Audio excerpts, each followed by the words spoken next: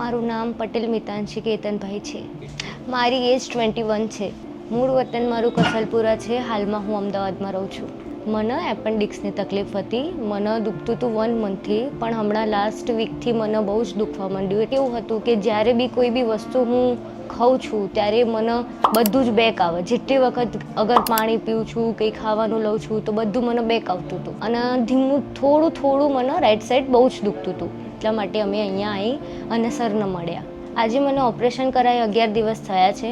આજે મને એકદમ સારું છે, નથી દુખતું નથી, એકદમ આરામ થઈ ગયો છે. આપણે નોર્મલ જે રૂટીન લાઈફમાં જે બધું કામ કરતા હોય એ બધું કામ થાય છે, બધું જ થાય છે. ખાવાનું બી ડૉક્ટરે મને બધું જ કીધું. અત્યારે ખવાય બી બધું જ છે. પહેલાં જે દુખાવો થતો હતો એ દુખાવો હમણાં ખાવાથી મને બિલકુલ થતો નથી અને ખાવાનું બી સરસ રીતે ખવાય છે.